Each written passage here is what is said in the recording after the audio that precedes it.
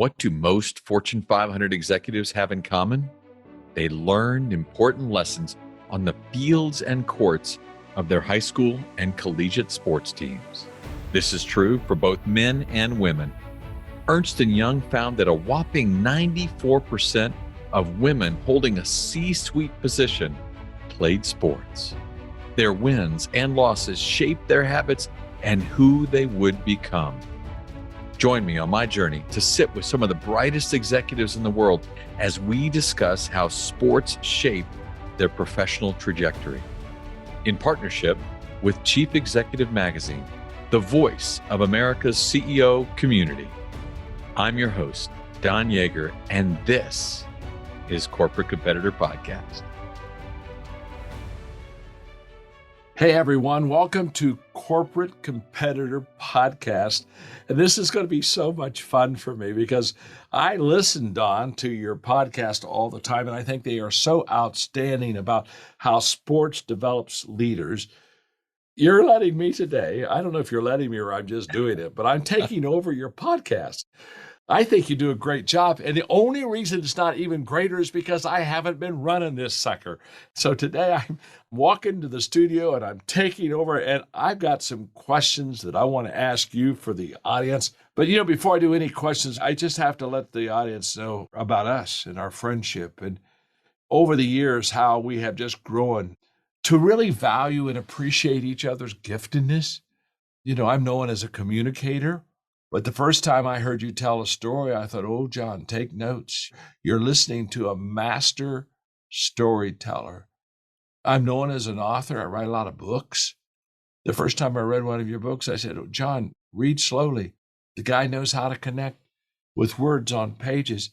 The more that I got to be with you, the more I began to understand your greatness. You are highly gifted. You can't have greatness without giftedness. There's that inner character that you have that allows you to be bigger on the inside than you are even on the outside, and better on the inside than you are on the outside. The more that I know you, and the more that I'm with you, and the more that I'm a part of what you're doing, the more I understand why you are so favored and why you help so many millions of people. So to be on the podcast and take over and run the ship for a few minutes is a real honor. So thank you for I don't know if I should be thanking you for letting me do what I'm doing. Hey, but it's all over. You may say, what did I do? Who is that old man? No, John, the reflection of those comments, and thank you. That was so kind. For more than 2 decades, I have been subscribing to John Maxwell content, trying to learn from you because you are the master teacher. It's been great to be able to be in your reflected glory in some places where I get a chance just to sit back, but sit closely and learn. So the idea that you are taking over this podcast means that the pressure's really on, because we haven't really had a lot of thoughts that this podcast was bad. But today, if it's not as good as it should be, it's on me. Can't be on you, because you're the single best I've ever been around. So thank you for taking over today. Well, let me start with some questions, because your audience, they're just going to love what you're going to share with them. For many, many years now, you've studied individual high performance and what it takes to build great teams. But something that I am fascinated by is the time that you spent learning how to be a great teammate. In fact, if you'll remember, a couple of years ago, I had you and Chicago Cubs manager David Ross at one of our events. And you told a very funny story about the first time you told me about the book that you're writing with David Ross. It was so hysterical. I thought your people need to hear that story. So take it away, my friend. I'll never forget, I had come to Washington, D.C. to have a mentoring session with you, and we were having breakfast at this wonderful hotel that you love to stay in there in Washington. And you were asking me what I'm working on at the time. And I told you I was working on a book about this guy, David Ross. And you're a sports guy, but David wasn't really a well-known figure at the time. It was before the Cubs won the World Series. It was before he became manager. And so you were asking, well, what are you trying to teach in this book? What's the lesson someone's going to get? And as I'm going through David's progression, one of the lines that I just randomly said was, David teaches us how you can become invaluable without ever being most valuable. Yeah. It was a line in a conversation, but right there in the middle of your eggs, you stopped me Yeah. and you said, hold on a second, hold on a second, say that again. And I had to think about it because I had not really, this wasn't my line. I said, David teaches that you can be invaluable without ever being most valuable. And you said, hold on a second. And you reached into a briefcase and you pulled out a notepad and you scribbled that line down. Sometimes you just need that external validation of what you're thinking about or the way you're going about something. But when I watched you, someone I value so magnificently, say, oh, that's a good line. Like, boy, we turned that into the entire theme of the book. Yes. The next time I was interviewing David, I told him about the interaction. We both agreed, wow, if it caught John Maxwell's attention, let's make that the takeaway of the entire book. It's a great one too. It's fun though that right there in the middle of your breakfast, you hear a good line and you know to stop and capture. I do. I think that's something that I've watched in you for many years. That is something I've tried to mirror because for all of us, we often think, I'll remember that line. No, man, put the eggs aside. Put the eggs aside. That's exact. Do you want to have one more bite of eggs or do you want to have a piece of changing people's lives? I was in Dallas one time, Don, and I was talking on failure and I told the audience, what I need to do is teach you how to fail forward. And the moment I said that statement, the audience just kind of did an audible, ah. And I stopped right the moment. I said, excuse me, I just need to write something down. And I just wrote it down because I knew I had said something that later on became the title of a book. One of my favorite books. So I think that one of the secrets of being able to communicate well is to find out what connects and then enhance it. But I remember that breakfast so well, and I don't know if I ever got back to the eggs, but hey, the book was a lot better with the theme than those eggs would have been anyway. So let me ask you, you teach leaders all the time about storytelling and how the storytelling really helps you to make a great impact. Yeah. Don, you and I both know this is a huge art. Where does that begin for you in storytelling? Give us the genius and the genesis of storytelling. It's funny, like you, John, I'm the son of a minister. Yes. But my father used to say to me all the time, storytellers change the world. As a child, I remember him saying, get better, learn to tell stories. The best storytellers are the best teachers. They're the most interesting dinner guests. Yeah. They're the best politicians, the best leaders. Learn to tell stories. And he would say this, but as a kid, you ignore anything your father says, right? I think it's genetically required.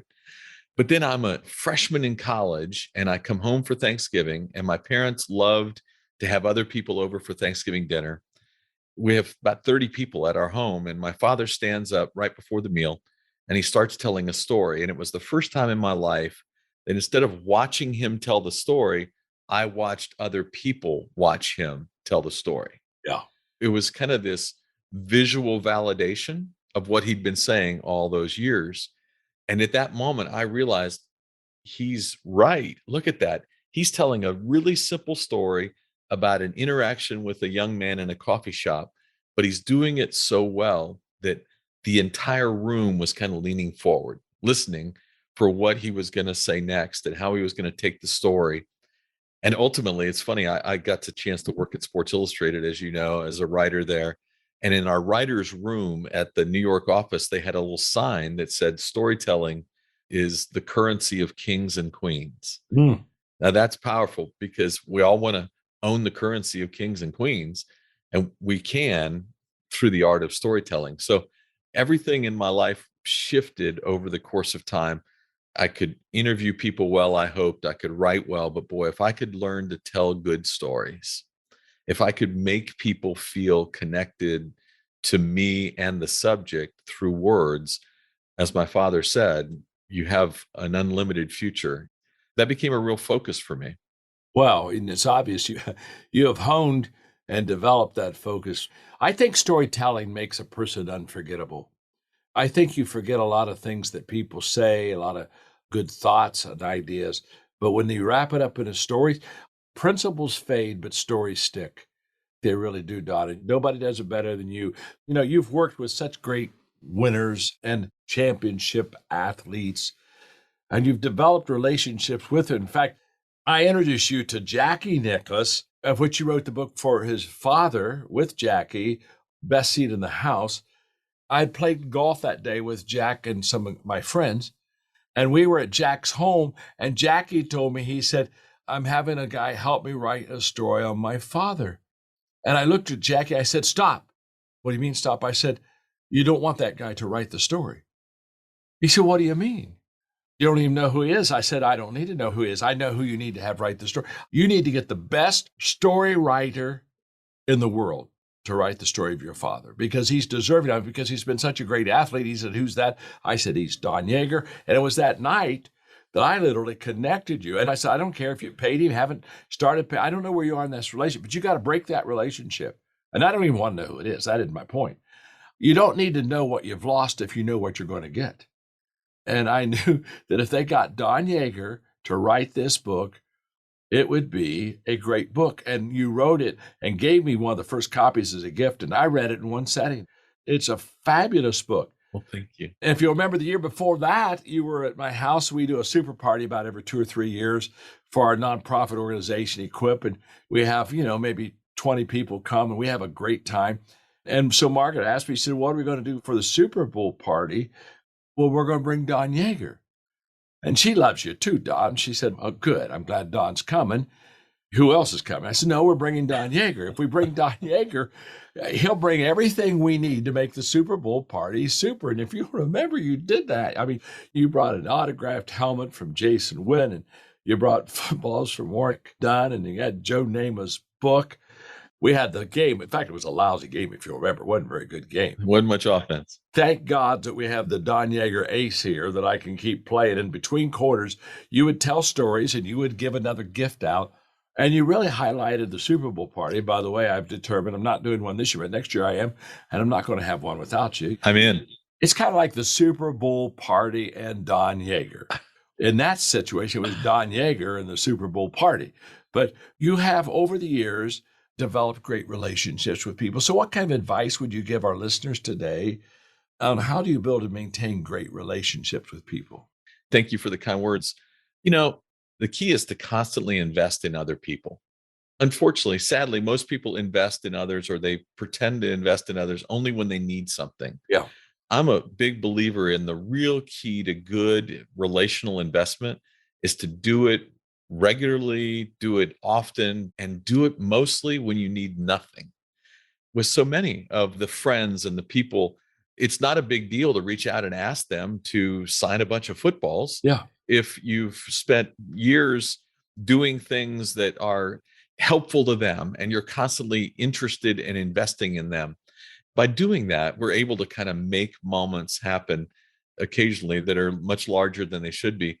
But I love that. I think that that's one of the most important things I've learned over the years is that so many people are transactional, and I want to be in everything I do very, very relational. Gosh, invest in people continually, not just when you need something from them. I've watched you do that. I've tried to do that too. It's Angela Orange telling me that the best advice she ever received was from her father, who said, give 60 and take 40. Wow. And her whole thing is, I found 60's enough. People that maintain great relationships, Don, they are much more givers than they are takers. They don't have a scorecard. They just invest because they love and value people. And you've done that well. And so therefore, yeah, when all of a sudden you need some footballs or something like that, it's kind of like, well, of course, Don, hey, you've already given 60. You're only asking 40. They already know they've had the best side of the deal. So anyway, I put that in my iPhone while you were talking. I thought you were texting your wife, saying what you wanted for lunch. Listen, I'm putting important things in here right now. You're in my quote section. A lot of times you're in my quote section as far as that concerned. But one of my favorite books is Good Leaders Ask Great Questions. Yeah. And you've really developed a great reputation on asking great questions yourself.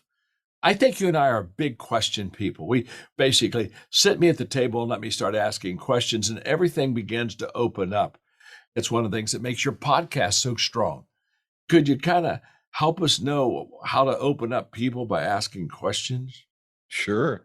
I will tell you, I developed a number of years ago what I thought was kind of a concentric circle model for asking questions. And I use this model consistently. I teach it to others because I think it's so important.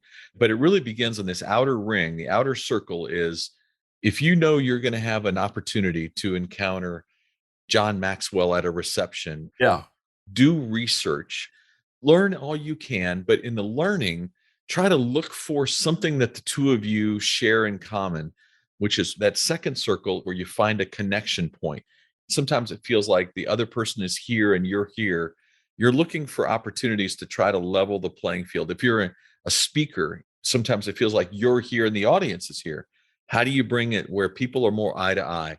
And then when you get those two things established, good information about someone, a connection that you can make with them that is not, so tell me about yourself, then you can get to a really great question. I had this experience a few years ago. I was one of the writers who was invited by Michael Jordan to be part of a little group that he was allowing to interview him for his 50th birthday. I'd interviewed Michael many times, but he's done 100,000 interviews. So I was trying to figure out like what would be a question I could ask Michael Jordan that would be really good. And in my research, I kept noting that there's a lot of articles about Michael's strained and very difficult childhood relationship with his father. But it always felt like no one asked the next question, which is why? Mm-hmm. What was the root of that strain, of that relationship? I get to sit down with Michael, and as we're talking, I bring up his father. I note that I also had a very awkward relationship with my father for several years.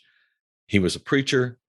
I don't know if you experienced this, John, but I felt like, and my sister and I both did, that my father often felt more interested in other families than he did ours because he's a preacher. Yeah. And he had that entire flock of people to take care of. I was wrong about it. I can acknowledge that now, but at the time, that's how I felt. So I shared that with Michael Jordan as we were talking about how every young person wants to have validation from their father. Yeah. And I didn't feel like I got it. I didn't get the relationship with my dad that I wished I had. And then I asked Michael, was there something in your relationship with your father that maybe left a scar on you?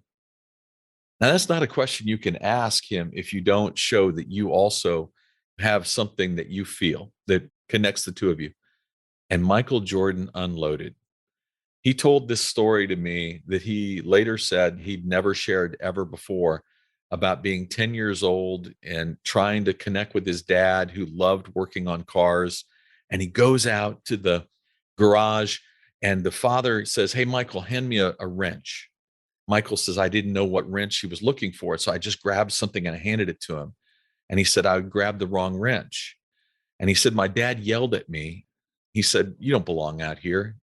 Why don't you go inside with the ladies?'" That moment, Michael Jordan said to himself, "You're right. I don't belong out here in the garage, but I'm going to do something that you're going to one day be proud of me for." Wow. He could name the size of the wrench. He had the exact quote, "Why don't you go inside with the ladies?" And the conversation happened 40 years earlier, but the scar never went away. When you can ask good questions, people will tell you things they never intended to tell you. Michael Jordan didn't intend to tell me that story that day, but it became the lead of what I was able to do about that conversation. Great conversations require effort, not just a random set of questions. And I think when you do that, you find that you can learn so much from so many other people. That's such a great story, Don. And your ability, though, to put yourself in his position first and say, I had a difficult relationship with my dad. That was the connecting link that opened up the question. First of all, allowed you to ask the question because you had a similar experience. And it also gave him the openness to tell it with you because Don knows how I feel. Right. You closed that gap so well. And I think it's more than the question so many times. It's the context to which the question is set in that really allows it to be super. You know, you're always talking on your podcast about sports and how these sports develop the person. And I'm just betting that most of your listeners don't know that you were a football player. Yeah. You're always going in and talking to everybody else about sports and how to shape their life. And here you're hiding from us. That's why I had to take over the podcast. If somebody doesn't take over the podcast, your listeners are not going to know everything about you. I am your listener's best friend. I am bringing out of you what you didn't expect to be brought out of you, just like you did Michael. So tell us about your football. And then, mention basketball experience you had with me, Don. back at, what was it, on episode 8, but just take it away for a moment. Well, I loved sports growing up. I played everything and anything I could. My body style ultimately made me more directed toward football. I was a linebacker, loved the sport, loved the collision nature of it. That was always my favorite part. Unfortunately, I carry that on the basketball court sometimes too. And some people call me elbows occasionally, which I need to probably be more careful with. Wait. You're talking to me, Don, and you're smiling while you're saying it. You have no, I want to be more careful with that elbow stuff. You're right. Your smile gives away the lack of any kind of a repentant spirit that you would have in your. So just for the listeners to know, you can strike that statement. There's nothing serious about it. No, I have had many. He takes pride in going down the basketball floor, elbowing people. And, he likes to make a foul count. A foul is a foul, so make it count. You only get 5 of them, so make them count. Don't do a little smoothie. Exactly. But the one thing that I recognized pretty early was that though I love sports and I love participating, I was one of those that could understand and see the game really well. There are some people that have the mind for the game and some who have the physical gift for it. Yeah. I had more of the mind for the game than the gift. So I knew my future was not going to involve playing on Sundays. One place that I realized where I could use the mind that I was developing about an understanding of the game and have the respect of other athletes was to transcend myself and become the storyteller of the game, which is where I began my writing career. It was really because I understood that I wasn't going to make any money playing football, but I might make money writing about it. There you go. But I love the competitive nature of everything athletic. As you and I have had great conversations about momentum switches and, what does it take individually to make sure you can support the others on your team so that collectively you can do something that individually you could never achieve. All of those aspects of sports for me were what really drew me to the game. And then it was my limited skill set that drew me out of the game and into writing about it. But I have had a few referees ask me about the bruises that I have on my elbows. People keep running into my elbows. That's right. It's not your fault. My elbows are in my space. It's not your fault. Those people just happen to be running into my space. I got you. I understand. I was in a basketball pickup game one time at the college where I played, and I really did a hard foul and fouled a guy he was a good player. He was better than I. He was faster than I, so I had to hurt him a little. And after I knocked him down the second time, he looked at me, he said, this is just a game. I said, well, then let me win. It's just a game. Sit down. Let me win. I don't have any problem. We're good. So I was elbows and hips, baby. I mean, just anything to knock them off stride. That's for sure.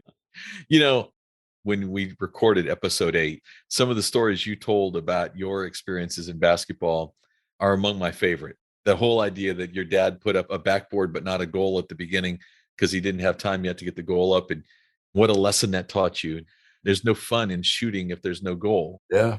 There's just so many places where what we're talking about right here, sports, lessons in business, they completely intersect. It's really powerful. Don, I'm also excited. I don't know if your listeners know this, but in the John Maxwell Enterprise, we, of course, build our companies on everything rises and falls on leadership. Mark Cole, who is the CEO and part owner of the John Maxwell Enterprise now, he and I were talking a little bit over a year ago about if everything rises and falls on leadership, what would happen if we developed a team of extraordinary leaders, a league of leaders type of a business where we brought in the best in different areas, people that are right at the top of the game, and then had them become part of our organization. Who would it be? Joel Manby, who's been huge in the CEO world. Valerie Burton, that name is known by just about everyone as an unbelievable coach. Tim Elmore, who's doing things on college campuses as far as values that I don't think anybody else is even touching. Jeff Henderson, who is, my gosh. I was playing golf one day with Dan Cathy at Chick-fil-A, and he said, how did you ever get Jeff Henderson on your team? I said, well, we asked him, and he's helping us help people brand and all that stuff. And he looked at me, he said he's one of the 5 best employees Chick-fil-A ever had. Wow. The creme of the creme. But in this conversation, your name was in the middle of the mix too, as writing and books and storytelling and communicating. If we could get these people, we would have an all-star team, a Hall of Fame, League of Leaders that could then do extraordinary things for all of our customers in our 7 different companies in the John Maxwell enterprise. And when we ask you to join the team and help us, consult with us and lead us in this area of book, storytelling, and communication, one of my happiest days, Don, was when you said yes, because the day you said yes, I told Mark, oh, we just got better. Mm. We just got better because we got somebody on our team that can do something that we can't do. Thank you, John. One of the great strengths that we have is we want to bring people around us that are better than us and just build a team of players that can really be examples, can be models, can be coaches, leaders of leaders. Since I'm taking over today, I thought I want to share that with your listeners, that you're about to expand your influence, you're about to expand your leadership voice by joining us in our League of Leaders. So thank you very much, Don. John, it's funny, when that opportunity came our way, Jeanette and I sat down and we were both, I had tears in my eyes. I'm very proud of what we built ourselves, but there's no one in this world who I'd want to hitch my wagon to than the Maxwell team. Just the opportunity to be part of what you're building. It's the greatest honor I could achieve. So I'm excited to be part of the group that you put together. You named them all. We've been interviewing them all for this podcast.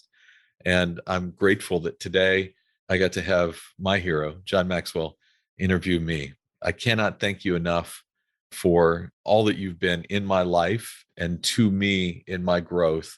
And I hope that there are lessons here that others can learn from as well. I feel the very same thing about you, Don.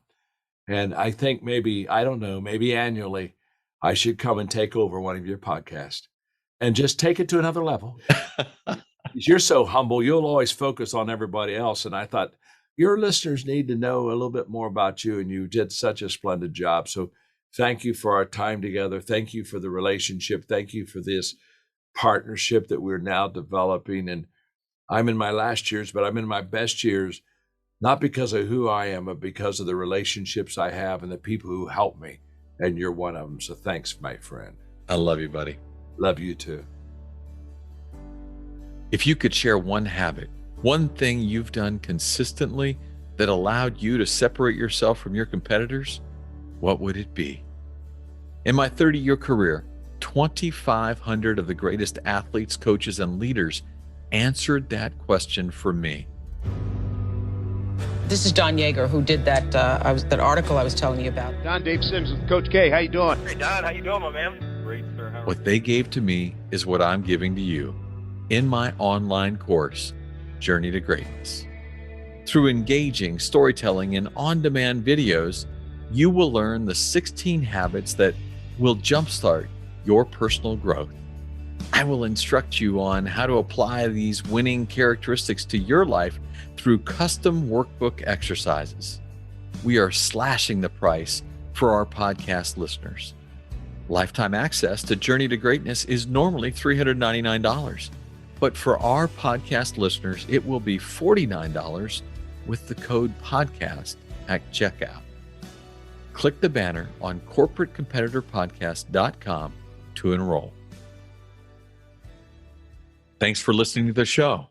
I would be so grateful if you left us a rating and a review. We will be rolling out a new episode every Wednesday. To be the first to listen, subscribe to the podcast on our website, corporatecompetitorpodcast.com. Plus, as a thank you gift, you will receive a free chapter from one of my best-selling books on the habits of high-performing teams. Stay in touch by connecting with me on social media at Don Yaeger, Yaeger, on Twitter, Facebook, Instagram, and LinkedIn. Until next week, I appreciate you.